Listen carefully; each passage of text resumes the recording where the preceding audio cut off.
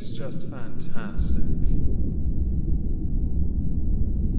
Captain's log, subdates 210902.6. The attention of this majestic vessel has been turned to a more serious and potentially deadly threat. Long-range scanners have picked up a swarm of aquatic, soulless beasts. Yes, we can detect souls. I think they all might be ginger. Welcome everyone to the exhibition of stupid people. Today we've got 3 subjects, because I got incredibly lazy, but these 3 subjects are quite fascinating. You're going to notice a prevailing theme of free speech. So first we're going to go to Hasan Piker, formerly of the Young Turks who are not so young anymore, and now a Twitch thought. He could be a booby streamer, who knows. Hasan Piker is quite a controversial figure. A few years ago he was known for saying that the United States deserved 9/11, which he later called an inappropriate remark. He is well known for being a big fan of Bernie Sanders. He's also well known on Twitch for doing very long streams where he steals other people's content and adds very little to the discussion. He does also do commentary on Twitch, but him stealing content is the part I really don't appreciate. Hasan Piker appeals to a young audience of teenagers and early to mid-20s individuals who are getting involved and are passionate about politics.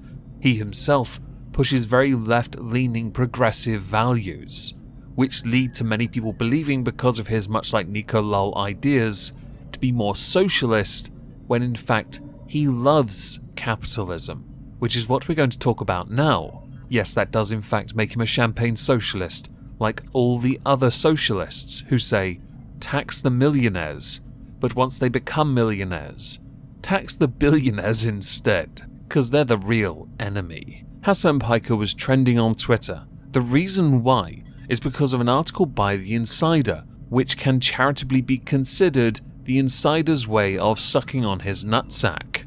So a fluff piece for those who want it more PG. The reason why is actually the same reason I mentioned Nico Lol, because she got into trouble recently, didn't she? Well, called out by the haters. Because he has decided, because of all that wealth he has accrued, his hard work paying off, or him stealing other people's hard work to monetize it, paying off magnificently. So much so, he was able to buy a $2.7 million home. And he wants to now take the opportunity to change the right-leaning people's narrative about the left. Some might say now, oh, but 2.7 million isn't much of a home. Are you knucking futs? If I had £2.7 million or $2.7 million in this country, I wouldn't need a big house. I'd just buy a house similar in size to what I currently live in, or just buy a small plot of land and put a little log cabin on it, because I don't need much. Do I want much? Yes. But I actually like capitalism, and at no point have I pushed the idea that capitalism is bad, something which Hasan Piker is known for. So when articles like The Insider's fluff piece on him, ball cleaning via their own tongues, does its rounds championing him and what he claims to stand for, it's understandable that even Hasan Piker's own audience are going to call him out for hypocrisy. Thy name is Hasan Piker.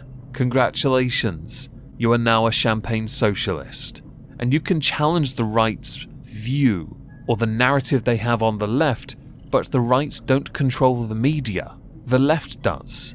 So what are you really challenging? Absolutely fuck all. So next we're going to talk about Piers Morgan. Piers Morgan used to be the host of GMB, Good Morning Britain, which was formerly called GMTV before the show was remodeled and has become utter trash since his departure. He departed after he called out Meghan Markle's claims about suffering racism while being within the royal family, with Piers Morgan being quoted as saying, "I'm sorry, I don't believe a word she says. I wouldn't believe her if she read me a weather report." He was challenged on his position of this by a fellow member of the GMB crew, presenting blah blah blah, don't care. Piers Morgan simply left. Piers Morgan resigned. There were many complaints at the time because of his position against Harry and Meghan. because he does not believe what Meghan and Harry were peddling, especially after the Oprah bombshell interview. Because of his resignation, the ratings for GMB have, quite frankly, tanked. The show is utter trash. It always was anyway, but he at least provided enough energy for the views and the ratings to go up. But without him to challenge the status quo, it's boring, which is quite frankly what happens when you live and reside within an echo chamber. There were many petitions that did their rounds to get him reinstated, and the complaints that were levied against him because of what he said led to him being pilloried and vilified on every platform, social media that is, and in the news itself, which also led to complaints being sent to Ofcom. Since his departure, Ofcom had been investigating whether his criticism of Meghan Markle was in some manner a breach of the rules, with many pointing out that if he was found guilty, this could be considered a chilling restriction on freedom of expression. But as is well established, anyone that works on TV as a host of some kind is in some manner having their expression restricted heavily. Yesterday, after many months of investigation, Ofcom actually cleared Piers Morgan, meaning that the 57,000 complaints, which included Meghan Markle, who all complained to Ofcom about him,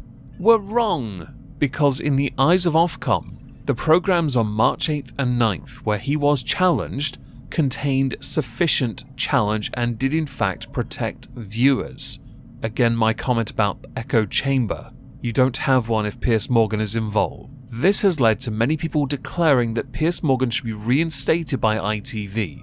ITV are not overly fond of this, because that means they will have to admit they were wrong about something, and by extension they will have to concede he was right, which gives him power to renegotiate a better contract.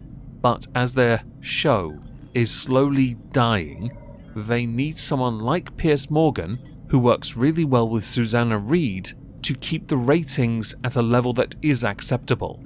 I did notice that Piers Morgan tweeted out after this, and every time he said anything, especially when he referenced the Queen, people all responded with vitriol towards him, ignoring the point. And by the way, this just proves how dumb you are. Not Morgan, the people responding. If he points out that the Sussexes have continually trashed the family and the monarchy, but have been proven to be liars, and yet the Queen has had to endure not only her family being torn apart, but losing her husband of 73 years, she's not going to go crying to her servants. This just tells me how utterly devoid of emotion you are. There's a word for it. It starts with re and ends with, well, tarded. Because you are. You have to be to not understand how much harm can be done. And I'm not going to get drawn in on the Prince Andrew thing, because that one's tricky. Do I think Piers Morgan should take the job back with ITV? The short answer here is no. There's more to it, but we don't have time for that, I'm afraid. So to our final subject, we go to Copper Cab. For those who don't know who Copper Cab is, Copper Cab has been on YouTube since before the Big Bang. Somewhat ironically, he is the Soul Stone. He shot to fame in 2010 for a video about gingers having souls, which is a lie. During the decline of the skeptic community, I actually had the chance to speak to him on a stream, and after the stream. On stream, he was hilarious. He was just joking, angry, arguing. Off the stream, he ate tacos and had a laugh. Very relaxed, very chilled dude, and I really enjoyed talking to him. A lot of his YouTube content is sporadic. He appears, disappears, reinvents, and the cycle repeats. No criticism of him. He's very successful because he embraced the memes, or he played them off even more because it's funnier, and he's very good at that. One of the more notable things he did beyond that ginger having souls video was live streaming with Chris Chan, and oh my god, the gold in that. If you'd like to see clips of it, it's in the Gino Samuel Chris Chan documentary series. Copper Cab recently got yeeted from YouTube, and this has caused quite a stir, because he was given no information, just an email saying his channel had been terminated, and upon appealing it, he was told vaguely, "You had repeated or severe violations of the community guidelines on hate speech." Copper Cab took this to Twitter in a very emotional video talking about how important it was to get it back, because the content on that channel is part of his life. It's an important part of his life, a catalogue of things he has done and achieved. This led to many creators, big and small, calling out Team YouTube like he had when he tagged them saying he would do anything to get his channel back, to get them to act. I did see a video by The Quartering covering the subject before a recent update. My view then and now is the same. If YouTube are going to behave like Twitch and not provide any details for infractions and simply buy, then you are absolutely an autocracy. You're a joke. Because nobody is doing this fairly, correctly, even abiding your own system. Because people should get warnings. They should be given strikes, but told what the offensive material is so they can at least learn from it, adapt to this rather nebulous system that does in fact curtail the freedom to express oneself. As an update to this, it actually has a happy ending, which is fantastic news for Coppercab, because Coppercab has in fact received his channel back. He has released a video on Twitter, a minute long, thanking people for helping him get back what is his. And I hope he, in the future, continues to make content and doesn't feel like YouTube would just because reasons.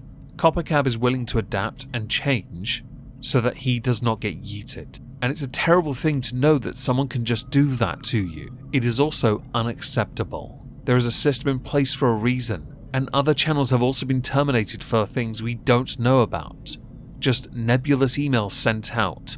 Cough cough Alex Jones cough cough. There are many others, and it only happens because YouTube just doesn't like you, or someone at YouTube just doesn't like you. In the case of Coppercab, you owe him an apology, and that is what you YouTube should be doing right now. You should be apologizing